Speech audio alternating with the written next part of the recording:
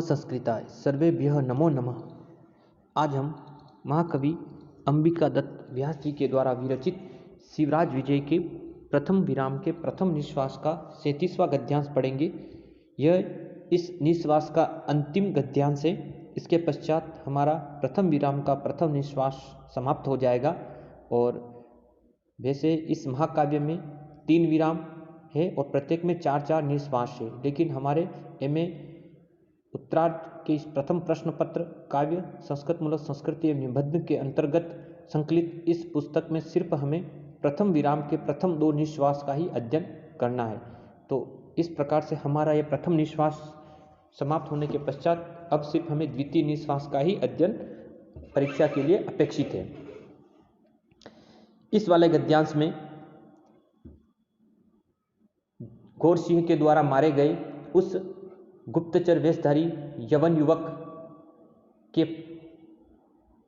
मरकर गिर जाने के पश्चात ब्रह्मचारी गुरु गौर सिंह की वीरता से अत्यंत प्रसन्न होते हैं और ब्रह्मचारी गुरु को अपने सेवक के द्वारा उसकी तलाशी लिए जाने पर उस गुप्तचर वेशधारी यवन युवक से एक पत्र ब्रह्मचारी गुरु को प्राप्त होता है। इसी का उल्लेख इस 37वें गद्यांश में किया गया है। मैं गद्यांश का वाचन करता हूं, तत्पश्चात हम इसके अर्थ को देखेंगे। अतः मुनि अपि दाड़ीम कुसुम आस्तरन आच्छन्नायाम इव गाढ़ रुदिरम दिग्धायाम जवलद अंगार चितायाम इव वसुधायम सयानम वियुज्यमानः भारत भुवम आलंगिनितम इव निर्जीव विवद अंगबंध चालन परम शोणित संघात व्याजना अंतः स्थित रजो राशिम उद्गृत्वम कलित सायंत गण आडंबरम विभ्रम सतत त्रामचूड़ भक्षण पातकेन एव त्रामीकृतम छिन्न कंद्रम यवन हतम अवलोक्य सहर्षम साधुवाधम शरोम उद्वगम च गोर्ष्यम आशिलैष्य भुभंग मात्र आज्ञप्तेन भृत्येन नृतक कंचुकी कटिबंध उष्णादिक्वम अनेश्वयाम आनीतम पत्रम एकम आधाय सगण स्वकुटीरम प्रवेशः इति प्रथमो निश्वास समाप्तम। अतः मुनिः अपि, इसके बाद मुनि ने भी, है ना, ब्रह्मचारी गुरु मुनि उनके संदर्भ में। इसके बाद मुनि ने भी दाड़िम कुसुम आस्तरण आच्छन्नयाम इवह, दाड़िम का अर्थ होता है दाड़म, है ना, अनार के फलों को, है ना, कुसुम का अर्थ है पुष्प, फल, फूल। दाड़िम कुसुम आस्तरण यानी अनार के फूलों के आस्तरण का अर्थ होता है बिछोना, है ना, यानी अनार के फूलों के आस्तरण से ढकी हुई, है ना, बिछोना, आस्तरण बिछोना, और आच्छन्न का अर्थ होता है ढका हुआ। इसीलिए कह रहे हैं कि इसके बाद मुनि ने भी अनार के फूलों के आस्तरण से ढकी हुई उस यवन युवक की वध होने के पश्चात किस तरह से भूमि उसके खून से लथपथ हो गई, उसी का वर्णन इस गद्यांश में किया गया है कि दाड़िम कुसुम आस्तरयन आच्छनायम यानी अनार के फूलों के आस्तरण यानी बिछोनों से, आस्तरण यानी बिछोना और आच्छादन करते ढकी हुई। तत्पश्चात क्या बता रहे हैं कि गाढ़ रुदिरम दिग्धायाम जवलद अंगार चितायाम इव वसुधाम शयनाम। क्या कह रहे कि गाढ़ रुधिर दिग्धायम, गाढ़ यानी गाढ़े, और रुधिर का अर्थ खून यानी गाढ़े खून से, दिग्धायम जवलद अंगार यानी गाढ़ रुधिर दिग्धायम यानी गाढ़े खून से लथपथ हुई, है ना। दिग्धायम का लथपथ होना यानी उससे भर गई, यानी गाढ़े रुधिर से, दिग्धायम यानी गाढ़े रुधिर से लथपथ हुई। और फिर कह रहे जवलद अंगार चितायाम, जलते अंगारों की चिता से व्याप्त, जवलद अंगार चितायाम यानी जलते अंगारों से व्याप्त चिता के समान, चितायाम इव का अर्थ समान है ना, तो जवलद अंगार चितायाम इवह यानी जलते हुए अंगारों से व्याप्त चिता के समान, वसुधाम शयनाम यानी वसुधाम का अर्थ पृथ्वी यानी भूमि पर, शयनाम यानी लुढ़की हुई यानी गिरे हुई, और विद्युमान का अर्थ बिछुड़ना यानी भारत भूमि से, विद्युमाने बिछड़ते हुए, भारत भूमिम आलंगिनत्वम इव यानी भारत बिछड़ती हुई भारत भूमि का आलंगन करते हुए से, यानी उस यवन युवक के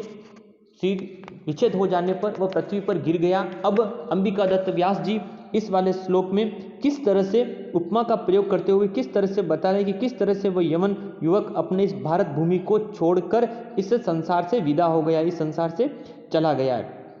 इसी के संदर्भ में अंबिका दत्त व्यास जी बता रहे हैं कि विद्युमानम भारत भुवम आलंगिनितम इव, यानी भारत भूमि के आलंगिन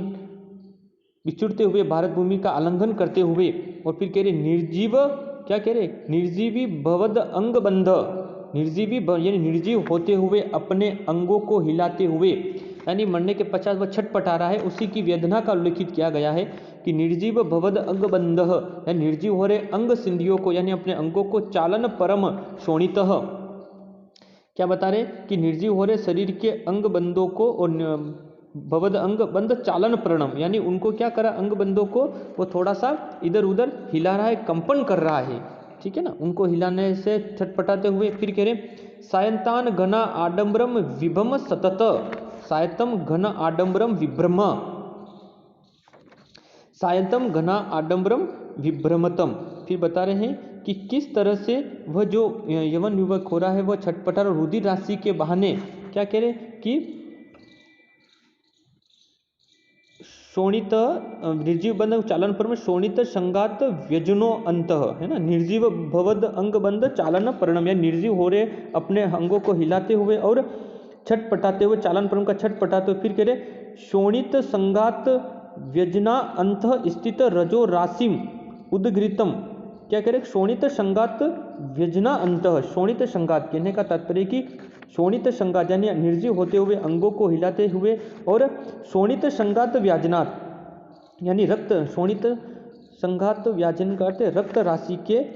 राशि के बहाने से, यानी रक्त के बहने से, रक्त राशि के बहने से क्या हो रहा है, शोणित संघात व्यजना अंत, यानी रक्त के बहने से, रक्त राशि के, रुधिर राशि के बहने से क्या हो रहा है, रजो राशि व उद अंतरम, यानी अपने अंदर के रजोगुण की राशि को उगलते हुए, यानी उसका अंदर जो रजोगुण है वो बाहर उगलता हुआ आ रहा है मृत्यु के पश्चात भी। उसके पश्चात बता रहे हैं कलित सायत घन आडंबरम विभ्रम शत्र त्राम चूड़ भक्षणम पातकन एवं तामी त्रामी कृतम छिन्न कंदरम यवन हतम अवलोक्य सशर्तम स साधुवादम स शरम उद्गम च गौरसिंहम आशीलस्य। क्या बता रहे हैं कि छटपटाते हुए अपने अंगों के द्वारा उसके भीतर की राशि को वह रुधिर राशि के बहाने भीतर के रजोगुण की राशि को उगलता हुआ। फिर बता रहे हैं कलित सायतान घन आडंबरम, फिर उपमा का प्रयोग है कि सायकालीन कलित सायतान घन आडंबरम, यानी कलित सायतान घन आडंबरम विभ्रम, यानी सायकालीन मेघों के लालिमामय शोभा को धारण करने वाला, क्योंकि सायकाल का समय चल रहा होगा उस समय उसकी मृत्यु के पश्चात, और सायकाल के बादलों पर जब अस्ताचलगामी सूर्य की लाल किरणें पड़ती है, इस कारण से वह कुछ काली और लाल आभा से चमकते रहते हैं। कृष्ण वर्ण यवन युवक के रक्त से लथपथ शरीर के लिए इस तरह की कल्पना निश्चित उचित है, क्योंकि कृष्ण वर्ण का वह यवन युवक था और उसके रक्त से लथपथ शरीर के लिए इस तरह की उपमा का प्रयोग महाकवि अंबिका दत्त व्यास जी ने यहाँ पर प्रस्तुत किया है। इसलिए कह रहे हैं कि सायकाल के मेघों के कलित सायंतांत घन आडंबरम विभ्रम, यानी सायकाल के मेघों के लालिमामय शोभा को धारण करने वाले, सायंतम का अर्थ होता है सायकालीन और घन आडंबर का होता है मेघों की शोभा को, ठीक है ना। तो सायकाल के लालिमामय शोभा को धारण करने वाले। फिर कह रहे विभ्रम सतत त्राम चूड़ भक्षणम पातकन एवं, त्राम चूड़ भक्षण, है ना, त्रामचूड़ का तात्पर्य होता है सतत का होता है निरंतर, त्रामचूड़ का होता है मुर्गा, है ना, मुर्गे को खाने के पाप से, ठीक है, सतत त्रामचूड़ भक्षण पात के निरंतर मुर्गा खाने के पाप से। फिर बता रहे हैं तामी कृतम, यानी लाल हुए, है ना, निरंतर मुर्गा खाने, त्रामचूड़ का अर्थ होता है मुर्गा और सतत का अर्थ निरंतर, सतत त्रामचूड़ भक्षण पात के निरंतर मुर्गा खाने के पाप से लाल हुए। और छिन्न कंदरम यवन हतम अवलोक्य, छिन्न कंदरम, छिन्न का अर्थ होता है अलग हुआ, कटा हुआ, ठीक है ना, जो उसका सिर कट गया था शरीर से, उसी के संदर्भ में बता रहे कटे हुए सिर वाले उस यवनम हतम अवलोक्य, यानी उस दुष्ट यवन, हतम कर दुष्ट के संदर्भ में, उस दुष्ट यवन युवक को देखकर फिर कह रहे सहर्षम स साधुवादम शरम उद्गम च घोरस्यम आलिश्य, सहर्ष का अर्थ होता है बड़े हर्षपूर्वक, और स साधुवादम और शाबाशी देते हुए, और फिर बता रहे सरोम उद्गम और रोमांच से युक्त होकर घोरसियम आशीलस्य और घोर सिंह को आलिंगन कर। फिर कह रहे भुभंग मात्रा आज्ञापितन। भुभंग मात्रा आज्ञापितन का अर्थ होता है सिर्फ भ्रुकुटी के संकेत मात्र से, अपनी जो भ्रुकुटी होती है आंख के अंदर की जो पलकों का घूमना जो होता है भ्रुकुटी जब होती है उसके संदर्भ में बता रहे हैं कि सिर्फ भ्रुकुटी के संकेत मात्र से आदिष्ट हुए, सिर्फ भ्रुकुटी के संकेत मात्र से, भ्रुकुटी के संकेत मात्र से आदिष्ट हुए, भ्रुकुटी के संकेत मात्र से आदिष्ट हुए यानी प्रवेश हुए। फिर बता रहे क्या कह रहे हैं देखिए, भृत्येन मृतक कंचक कट्टिबंधो उष्णीम आदिकम अन्वेष्याम आनितम, यानी उनके संकेत मात्र से, भ्रुकुटी के संकेत मात्र से आदिष्ट हुए यानी आज्ञा देते हुए भृत्येन यानी सेवक के द्वारा मृतक कंचुक कटिबंध उष्णद्वा अधिकम, यानी मृतक का जो कुर्ता है, कंचुक कुर्ते के संदर्भ में, और उसका कटिबंध यानी उसका कमरबंध तथा औषणद्विकम औषणीस्वाद्विकम का अर्थ यहाँ पर औषणीद्वाकम का अर्थ होता है पगड़ी। उसने जो सिर पर उष्णद्विकम का अर्थ होता है पगड़ी को जो धारण कर रखा था, उष्णीशम पगड़ी को कहते हैं, ठीक है। कंचुकम कुर्ते को, कटिबंध कमरबंद जो कमर में बांधने का जो कपड़ा होता है उसका उष्णीशम का अर्थ होता है ये पगड़ी को कहते हैं। आदिकम यानी आदि, ठीक है ना। तो इसी संदर्भ बता रहे हैं कि कमरबंद और पगड़ी की तलाशी लेने कर है ना, आनितम यानी लेकर आए हुए, जब उसकी तलाशी ली गई उसके संदर्भ में बता रहे आनितम यानी उसकी तलाशी लेने, पत्रम एकम आदाय यानी एक पत्र को लेकर, सगण यानी अपने साथियों के साथ, स्व कुटीरम प्रवेश, उन्होंने अपनी कुटिया में प्रवेश किया, ब्रह्मचारी गुरु ने अपनी कुटिया में प्रवेश किया। इस प्रकार से इति प्रथमो निश्वास, इस तरह से हमारा शिवराज विजय का प्रथम विराम का प्रथम निश्वास समाप्त हो जाता है। और इस तरह से इस वाले गद्यांश में हमें यह देखने को मिलता है कि किस तरह से उस यवन युवक का घोरशी के द्वारा वध किया जाता है और उस गुप्तचर वेशधारी यवन युवक से ब्रह्मचारी गुरु को एक पत्र की प्राप्ति होती। अब उस पत्र में क्या लिखा हुआ, उसकी क्या घटना वस्तु, उसकी घटना वस्तु हमें द्वितीय निश्वास में उसके बारे में हमें सारी जानकारी मिलेगी। इस तरह से हमने इस प्रथम निश्वास के अंतिम गद्यांश को हमने पढ़ा है। इस प्रस्तुत गद्यांश में हमें उस यवन गुप्तचर के वध की सूचना मिलती है, तत्पश्चात ब्रह्मचारी गुरु को एक पत्र की प्राप्ति होती है। तो इस तरह से अंबिका दत्त व्यास जी ने इस प्रथम निश्वास का जो अंतिम जो समाप्ति है उस पत्र के माध्यम से किया, ताकि दर्शकगण को अभिरुचि रहे कि उस पत्र में क्या लिखा हुआ है। तो वो सारी घटना वस्तु हमें द्वितीय निश्वास में अंतर्गत हमें मिलेगी। एक बार पुनः गद्यांश के व्याख्या को पुनः देख लेते हैं कि अतः मुनिर अपि, यानी इसके पश्चात मुनि ने भी दाड़म कुसुम आस्तरण आच्छनयाम इव, यानी अनार के फूलों के आस्तरण से, है ना, आस्तरण करते फूलों के आस्तरण यानी उसके बिछोनों से, और अच्छन करते ढकी हुई। फिर कह रहे हैं गाढ़ रुधिरम दिग्द्वायाम जवल अंगार चितायाम इव, यानी गाढ़े रुधिर से लथपथ हो रही। फिर कह रहे जवलद अंगार चितायाम में जलते हुए अंगार से व्याप्त, चितायाम में चिता के पृथ्वी पर लुढ़के हुए घिरे हो जाने पर। फिर कह रहे हैं वसुधायाम शयनाम विद्युमानाम भारत भुवम आलंगिनतम, यानी विचुड़ती हुई भारत भूमि का आलंगन करते हुए निर्जीव भवद अंग बंध, यानी निर्जीव हो रहे अंग संधियों को हिलाते हुए, चालम परम शोणित संगात व्याजना अंतम, और छटपटाते हुए। फिर कह रहे शोणित संगात व्याजन स्थित रजो राशिम उद्वरितम कलित सायंत घन आडंबरम विभ्रम सतत ताम चूड़ भक्षणा पातकन एवं तामीकृतम।